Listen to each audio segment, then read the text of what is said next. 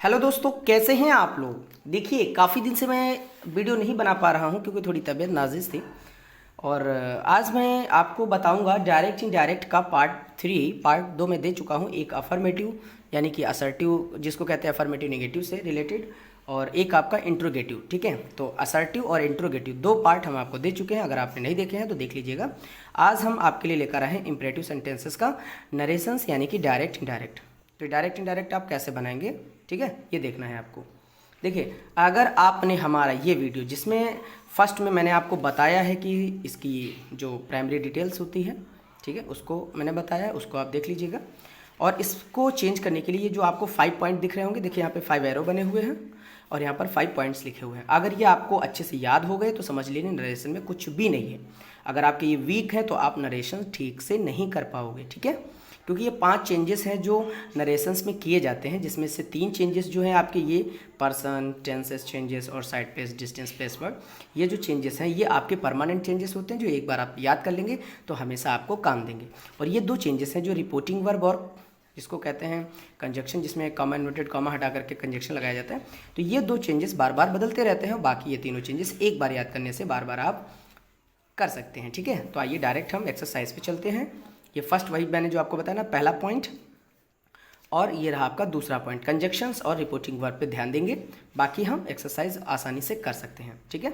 तो देखिए, बात ये है कि जो इम्परेटिव सेंटेंसेस होते हैं इनको जब हम नरेशंस इनकी चेंज करते हैं, मतलब डायरेक्ट से इनडायरेक्ट में जाते हैं, तो उसमें क्या पाते हैं कि जहाँ पर हमारी रिपोर्टिंग वर्ब होती है, जैसे से हो सकती है या से टू भी हो सकती है। जैसे यहाँ पे लिसनर नहीं होगा और यहाँ पे लिसनर होगा तो से टू होगा, तो उसको हम ऑर्डर, एडवाइस और रिक्वेस्ट में बदल लेंगे। लेकिन अगर इसी जगह पर अगर आप ध्यान दीजिए कि जैसे कि सेस लिखा हुआ है, ठीक है, सेस में एस आ गया और यहाँ पर भी एस आ गया, बाकी ऊपर वाले से सेम है ना, एस आ गया। तो अगर एस आ जाता है तो आप समझ कर चलेंगे कि ऑर्डर का ऑर्डर्स और advice advises and request request हो जाता है, ठीक है। मतलब अगर यहाँ पे एस आता है तो आप यहाँ पर एस लगा लेते हैं। नेक्स्ट एक देखेंगे जैसे कि सेड आ जाए, है ना, सेड या सेड टू आ जाए, तो इसी की सेकंड फॉर्म, जैसे भाई यहाँ की सेकंड फॉर्म ये पास्ट में हो गया, वैसे ही ये हम पास्ट में बदल देंगे। मतलब ये आता है तो आपको ये बदल देना है, लेकिन कब, जब इम्परेटिव सेंटेंसेस हो तब।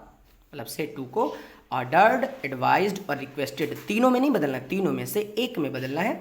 वो क्वेश्चन को जब आप पढ़ोगे तब आप अच्छे से समझ पाओगे, ठीक है। और दूसरा पॉइंट जो होता है कंजक्शन।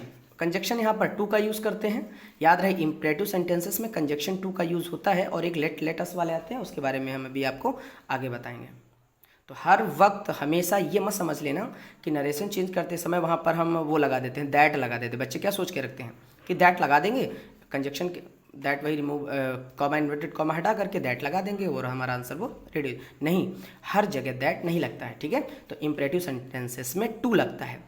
आपको इम्परेटिव सेंटेंसेस तो आते होंगे, जो ऐसे सेंटेंसेस जो हमेशा देखिए प्लेस से, डोंट से या मेन वर्ब से शुरू होते हैं, वो इम्परेटिव सेंटेंसेस होते हैं। वो कहाँ देखा जाता है, आप देखिए 2 पार्ट होते हैं, एक कॉमा के अंदर होता है और एक इन्वर्टेड कॉमा के अंदर होता है ना। और इसमें क्या लिखा है, due to conjunction two tense changed are not allowed. इसका मतलब ये है, बहुत इंपॉर्टेंट चीज़ है ये, कि कंजक्शन जब टू लग जाता है तो टू के बाद जो सेंटेंस होता है वो नहीं चेंज होता है। मतलब जैसे फर्स्ट फॉर्म आई हुई है तो फर्स्ट फॉर्म का ही यूज़ करते हैं। ये नहीं कि प्रेजेंट इंडेफिनिट आया तो पास्ट इंडेफिनिट कर दो, प्रेजेंट परफेक्ट आया तो पास्ट परफेक्ट कर दो, ऐसा आपको नहीं करना है, क्योंकि कंजक्शन टू लगने के बाद उधर की टेंसेस नहीं बदलती है, ठीक है। तो पहला क्वेश्चन देखेंगे, the old women said to me. देखिए यहाँ से भी कोई फर्क नहीं पड़ता है, आप यहाँ पर गौर करिए, थोड़ा सा फोकस करेंगे कि प्लीज़ हेल्प मी। आप यहाँ पे देख सकते हैं क्या लिखा है, प्लीज़, है ना। जैसे प्लीज़ है, डोंट है या मेन वर्ब से स्टार्ट हो जाए तो समझ जाना कि ये हमारा इम्परेटिव सेंटेंसेस है। और इम्परेटिव टेंस के बारे में जैसे ही हम सोचेंगे वैसे ही यहाँ पर कॉमा और इन्वर्टेड कॉमा को हटा करके कंजक्शन टू का यूज़ करेंगे, दैट का यूज़ नहीं करेंगे। बार बार मैं कह रहा हूँ, इस पर थोड़ा ध्यान देना, ठीक है। तो क्या था कि द ओल्ड वुमेन, अब सेड टू मी, है ना, सेड टू को मैंने क्या किया, रिक्वेस्ट में बदल दिया है।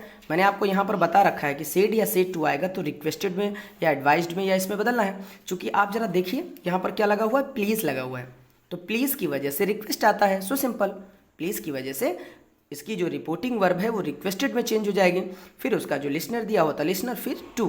अब चूंकि प्लीज़ को हटा देते हैं, उसके बाद टू लगाते ही हेल्प मी क्या होता है, आपका जाता है सब्जेक्ट के, जिसको स्पीकर बोलते हैं, उसके पास जाएगा, वोल्ड वुमेन है, वुमेन कौन है, एक औरत है, तो औरत यानी कि जो लेडीज होती है, जो स्त्री होती है, उसके लिए हम शी का यूज़ करते हैं। और चूंकि सी मानते हुए यहाँ पर आई का ऑब्जेक्ट है, तो आप सोच सकते हैं कि वुमेन का ऑब्जेक्ट क्या होगा, वुमेन सी होती है, सी का ऑब्जेक्ट हर होता है ना, तो ये ऑब्जेक्ट के रूप में है, तो ये भी ऑब्जेक्ट के रूप में मैंने चेंज कर दिया है। किसकी बदौलत, वुमेन की वजह से, क्योंकि ये आपका मी जो है फर्स्ट पर्सन है, वो चेंज होता है अकॉर्डिंग टू स्पीकर। ठीक है, तो इसमें दो बातें याद रखनी, एक रिक्वेस्टेड जो प्लीज़ की वजह से है, दूसरा प्लीज़ होने की वजह से इम्परेटिव सेंटेंसेस हो गया, जिसकी वजह से कॉमा इन्वर्टेड कॉमा हटा के टू लगा दिया गया है। और हेल्प का तो हेल्प रहेगा, हेल्प्ड नहीं होगा, ये याद रखना है, क्योंकि मैंने ऊपर यहाँ पर लिख रखा है कि टेंसेस चेंज नहीं होंगे जब टू आएगा। ठीक है, तो एक क्वेश्चन आप समझ लीजिए, बाकी आप सब समझ जाएंगे, थोड़ा जल्दी नहीं करिएगा, वीडियो को पूरा देखिएगा। और हाँ, अगर आप तक आपने अभी हमारा चैनल सब्सक्राइब नहीं किया तो कर लीजिएगा, क्योंकि जैसे भी हम नया वीडियो आपके लिए देते हैं तो वो आप तक उसका नोटिफिकेशन आसानी से पहुँच जाएगा और आप उसको देख सकेंगे। ठीक है, तो नेक्स्ट क्वेश्चन क्या है कि आई सेड टू हिम, मैंने उससे कहा हेल्प द पुअर, कि गरीबों की मदद करो या गरीब की मदद करो। देखिए, पिछले वाले क्वेश्चंस में मैंने प्लीज़ की वजह से रिक्वेस्टेड लगाया था, मैंने आपसे कहा था ये तीनों हो सकते हैं ना कोई, तो तीनों का मतलब यहाँ पर आप देखिए कि मैंने उससे कहा कि गरीब की मदद करो, तो यहाँ पर आपको अपना कंसाइंस यूज़ करना है, अपना माइंड यूज़ करना है, सोचना है तीनों में से क्या होगा। मैंने जैसे एडवाइस दिया है ना, तो आप किसी को एडवाइस दे सकते हैं, ऑर्डर नहीं दे सकते कि आप गरीब की मदद करो, मतलब टोन आपकी बदल जाए तो भले ही टोन से लग जाए कि हाँ आप ऑर्डर दे रहे हो, लेकिन आप किसी की मदद करने के लिए आप किसी को ऑर्डर नहीं दे सकते, वो करे चाहे ना करे भाई, वो तो हम हेल्प करते हैं ना, हेल्प में तो एडवाइस ही जाएगा। ऑर्डर तब होता है जब जैसे मम्मी या पापा ने बच्चों को दिया, टीचर ने स्टूडेंट्स को ऑर्डर दे दिया, प्रिंसिपल ने टीचर्स को दे दिया, तो वहाँ पर ऑर्डर हो सकता है ना, लेकिन यहाँ पर एडवाइस ही यूज़ करेंगे आप, तो सेड टू को एडवाइस में बदल देंगे, हिम सेम रहेगा, इधर सिर्फ एक ही चीज़, जैसे ये सेड टू है सिर्फ यही चेंज होगा, बाकी कुछ नहीं। अब इन्वर्टेड कॉमा हटा करके जैसा मैंने कहा था कि टू लगा देते हैं कंजक्शन के तौर पर, तो लगा दिया। अब हेल्प द पुअर, इधर का सेंटेंस नहीं बदलता, जैसे कि यहाँ पर लिखा है टेंस नहीं बदलेगा, लेकिन यहाँ पर मी बदल गया था, तो मी कोई टेंस थोड़ी ना, टेंस चेंज में नहीं आता, मी आपका पर्सन चेंज में आता है, इसलिए वो इससे शीजात मानते हुए इसको हर में चेंज कर दिया गया था। ठीक है, यहाँ पे पुअर जो हमारा है वो थर्ड पर्सन है, इसलिए इसको हम चेंज नहीं करेंगे। अगला सेंटेंस है, इसमें किस ध्यान कितना देना है, कंजक्शन तो आपका टू लग जाना है ना। प्लीज़ डोंट या मेन वर्ब को दे करके रिक्वेस्टेड या रिक्वेस्ट या कुछ भी एडवाइस या ऑर्डर है ना, ये आपको चेंज कर लेना है, कंजक्शन लगा लेना है टू, बस बन गया और कुछ नहीं। बाकी टुडे दैट डे आए और टुमारो द नेक्स्ट डे, ऐसा तो जो भी आएगा वो आप, तो मैंने बताया ना 3 रूल्स ऐसे हैं चेंजेस जो आप हमेशा बदलते हो, इसलिए उसको पहले वीडियो में देख करके लर्न कर लीजिए, बाकी आपके काम आएंगे। अगला देखते हैं, the teacher said to me don't make a noise please.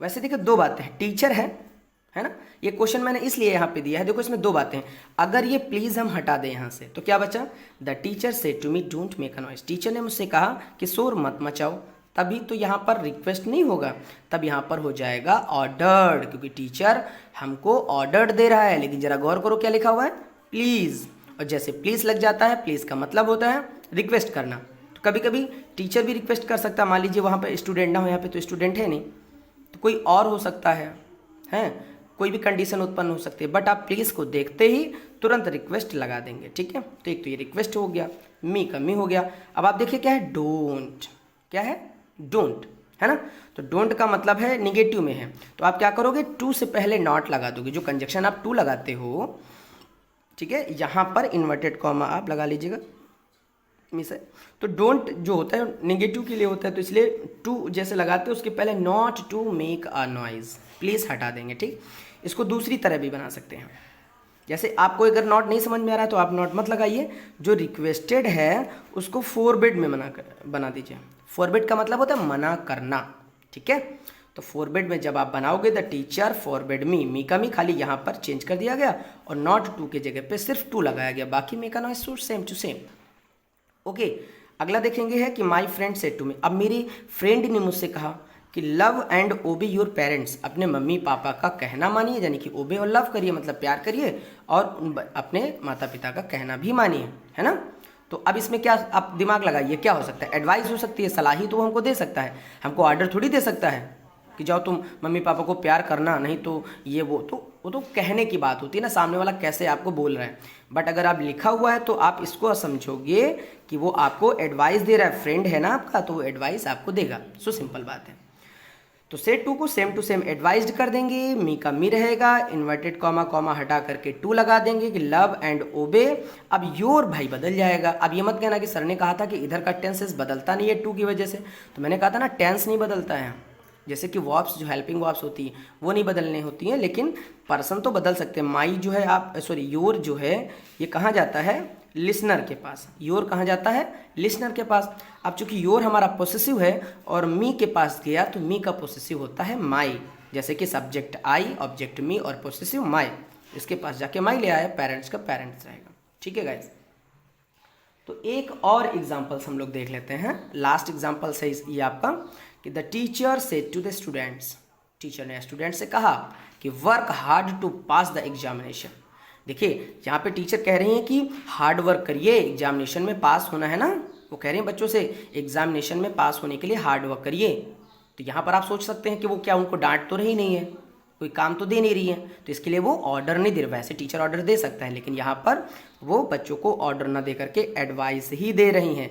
Order यहाँ पर नहीं दिया जा रहा है। ठीक है, शायद ऑर्डर वाले मैंने एग्जांपल भी नहीं लिए, लेकिन आप समझ सकते हैं कि फादर अगर टीचर हो, अगर वहाँ पे प्लीज़ ना होता ये वाला तो ऑर्डर हो सकता था। फादर अपने बेटे से कह सकता है, जैसे कि वो कोई नशीला सेवन करता है या कुछ करता है, तो वहाँ पे वो सलाह नहीं देगा, दो कान पे मारेगा खींच के, कहेगा दोबारा से हमको दिखाई मत देना, दोबारा से खाना नहीं, दोबारा से पीना नहीं। तो वहाँ पे फादर है तो अपने बच्चे को ना वो एडवाइस कम देगा, ऑर्डर ज़्यादा दे सकता है। ठीक है, फिलहाल यहाँ पर एडवाइस ही है। तो द टीचर एडवाइज्ड है ना, एडवाइस भी हो सकता है, एडवाइजेस भी हो सकता है और एडवाइज्ड भी हो सकता है। तो चूंकि सेड है यहाँ पे पास्ट इंडेफिनिट की तरह से सेकंड फॉर्म है, तो यहाँ पे भी एडवाइस की सेकंड फॉर्म एडवाइज्ड।